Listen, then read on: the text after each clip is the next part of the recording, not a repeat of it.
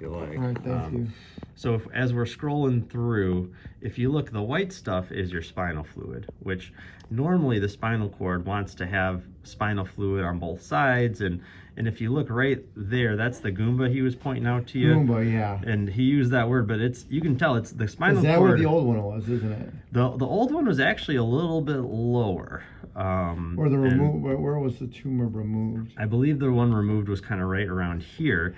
That area this looks. This does look very wide, like the width of the. And but this is pretty normal, like above and below it. But you can see, like, above it, the spinal cord, it's got that nice white fluid. Could you do that T thing and let that highlight again? So if right there there's some numbers that popped up. Oh, sure. Hold on. There you go. So that tells you that Goomba is right around the T7 and 8, and I believe your last one was a little bit lower down. But all right, but so we're definitely gonna. Now that Goomba, what could you elaborate? So when we do the radiation, we're gonna make sure we treat that with a little bit of margin around it too. Sure. And basically, and you can get right in on that.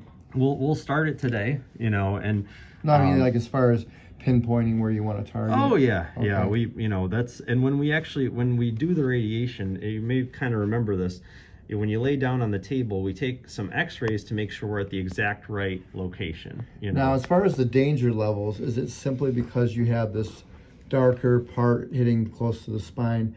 Because obviously it looks almost the same to me all the way down. It just must be that breach right there. It's right there where you can see the spinal cord really, like. And actually, I can show you if you look at it from Sag. So this is a. I'm having a baby. This is a. Sorry, this is a. I need the bottom one. This is called an axial view, and you know what? This one's a little darker. But if you look kind of right, there's your spinal cord. It's right in the middle. Wow. And that at T10 you can see that's okay. Because there's the white fluid in front of it and behind it. Okay. But then if you keep going up. T9, but then you can see right there, all of a sudden that fluid is gone and your spinal cord is right there and it's getting pushed up against the wall, Okay, by what? By that Goomba that Dr. Goodmanson pointed out. Now, do you think this radiation that's part of a tumorous element that should shrink, the Goomba? Yes, yeah. So it's a soft. Zap it twice. It's a soft tissue. It's a soft tissue element. So if this was a bone element, like sometimes the actual bone gets pushed. If that was the case, I would say Dr. Goodmanson needs to do it, because looks like Star Wars. I know the radiation won't remove the bone, but a soft tissue mass we can treat. And I think my hope was when we started all this that it wasn't going to be compressed like that. I was hoping it was just going to be a spot that was causing you pain, because then I would have just given you one zap and been done with it. But because it's causing compression, it's probably safer to do several zaps instead of just one.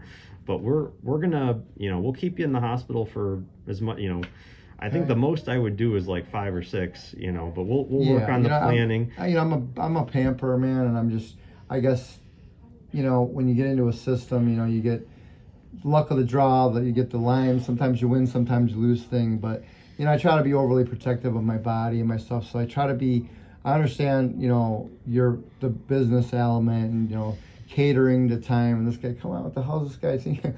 And he's not my only patient, kind of thing. But so I try to be, even or fair with that. But sometimes I'm like, all right, I really want to. It's a lot going on, and I know.